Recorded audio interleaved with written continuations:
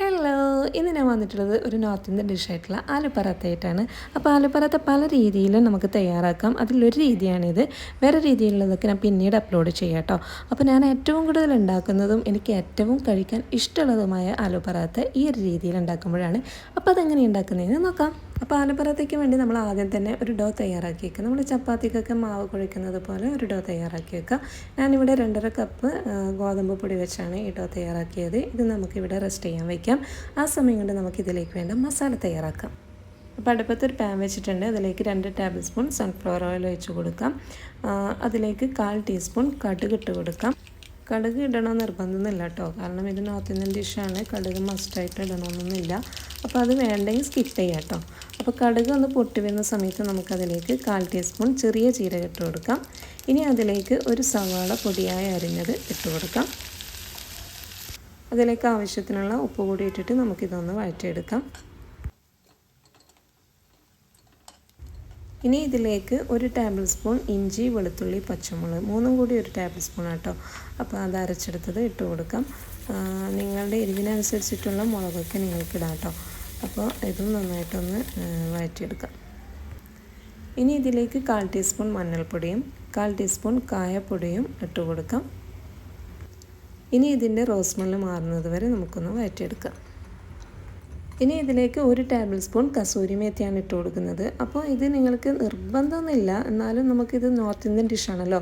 അപ്പോൾ ഇത് ഇട്ട് കഴിഞ്ഞാൽ നമുക്കതിൻ്റെ ഒരു പ്രത്യേക ഫ്ലേവർ വരും. അപ്പോൾ അത് ഉണ്ടെങ്കിൽ ഇട്ട് കൊടുക്കുക. ഇനി ഇതിലേക്ക് ഉരുളക്കിഴങ്ങാണ് ഇട്ട് കൊടുക്കുന്നത്. അപ്പോൾ 4 ഉരുളക്കിഴങ്ങ് സ്റ്റീം ചെയ്ത് നന്നായി മാഷ് ചെയ്തെടുത്തിട്ടുള്ളതാണ്. അത് ഇതിലേക്ക് ഇട്ട് കൊടുക്കാം.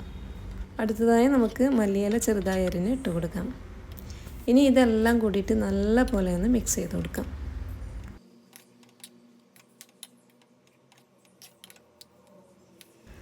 അങ്ങനെ നമ്മുടെ ആലു പറാത്തയ്ക്ക് വേണ്ടിയിട്ടുള്ള മസാല റെഡി ആയിട്ടുണ്ട്.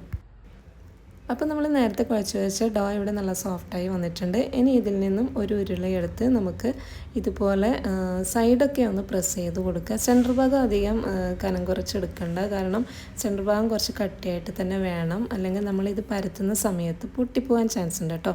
ഇനി ഇതുപോലെ സെൻറ്ററിൽ ഒരു കുഴി ഉണ്ടാക്കിയിട്ട് നമുക്ക് ഈ മസാലയിൽ നിന്നും 1 ടേബിൾ സ്പൂണാണ് ഞാൻ എടുക്കുന്നത്. മസാല എടുത്തിട്ട് നമുക്ക് ഇതിൽ വെച്ച് കൊടുക്കുക. അതിനുശേഷം നമ്മൾ ഈ സൈഡിൽ നിന്ന് ഇതുപോലെ ഇങ്ങനെ എടുത്തിട്ട് നന്നായിട്ട് ഒട്ടിച്ചു കൊടുക്കുക. നല്ല പോലെ ഒട്ടിച്ചു കൊടുക്കണം കേട്ടോ, അല്ലെങ്കിൽ നമ്മളിത് പരത്തുന്ന സമയത്ത് ഇതിനുള്ളിലുള്ള ഫില്ലിംഗ് ഒക്കെ പുറത്തേക്ക് വരും. അപ്പോൾ നന്നായിട്ട് ഒട്ടിച്ചു കൊടുക്കുക.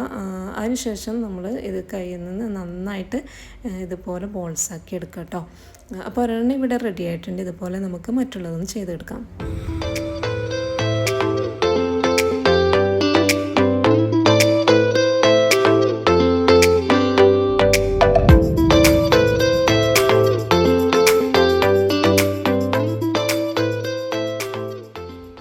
ഇനി ഇത് നമുക്ക് പരത്തിയെടുക്കാം. പരത്തുമ്പോൾ അധികം പവറൊന്നും കൊടുക്കാതെ പരത്തിയെടുക്കുക.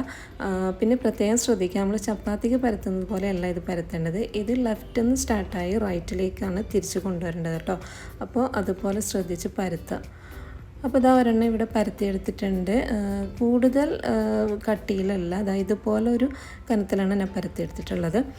ഇനി നമുക്കിത് ചുട്ടെടുക്കാം. അതിനുവേണ്ടി ഒരു തവ ചൂടാൻ വെച്ചിട്ടുണ്ട്. അതിലേക്ക് നമ്മുടെ ആലു പറാത്ത ഇട്ട് കൊടുക്കാം. ഇനി ഇത് ചൂടായിട്ട് ചെറുതായിട്ടൊന്ന് പൊന്തി വരുന്ന സമയത്ത് നമുക്കിത് തിരിച്ചിട്ട് കൊടുക്കാം.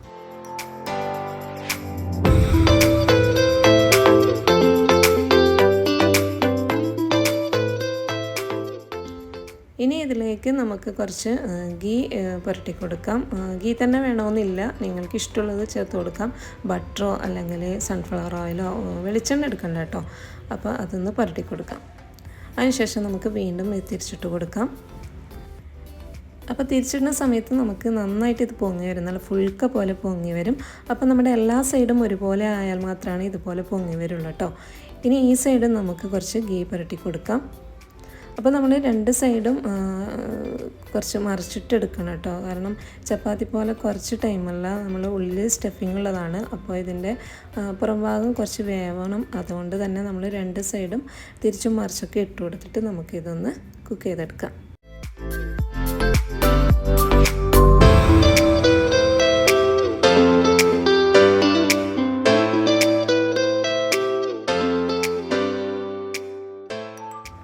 അങ്ങനെ നമ്മുടെ ഒരു ആലു പറാത്ത ഇവിടെ റെഡി ആയിട്ടുണ്ട്. ഇതുപോലെ തന്നെ ബാക്കിയുള്ളവയും നമുക്ക് ചുട്ടെടുക്കാം.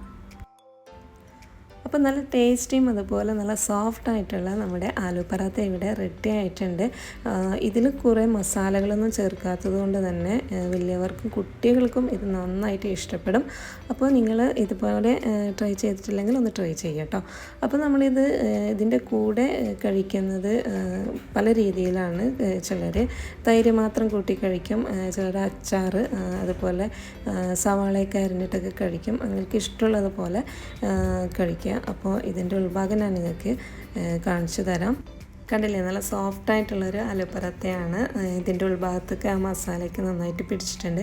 അപ്പോൾ ഞാനിവിടെ തൈര് ചട്നിക്കൊപ്പമാണ് ഇത് കഴിക്കുന്നത്. തൈരിൽ കുറച്ച് ഇഞ്ചി, വെളുത്തുള്ളി, പച്ചമുളകൊക്കെ ഇട്ടിട്ട് ഒന്ന് മിക്സിയിൽ അടിച്ചെടുത്തതാണ്. അപ്പോൾ നല്ല ടേസ്റ്റാണ് ഈ ഒരു കോമ്പിനേഷൻ. അപ്പോൾ നിങ്ങൾക്ക് എല്ലാവർക്കും ഈ വീഡിയോ ഇഷ്ടമായെന്ന് കരുതുന്നു. ഇഷ്ടമായെങ്കിൽ please like and share and subscribe. അപ്പോൾ മറ്റൊരു അടിപൊളി വീഡിയോയുമായി വരുന്നത് വരെ താങ്ക്സ് ഫോർ വാച്ചിങ്. ബൈ.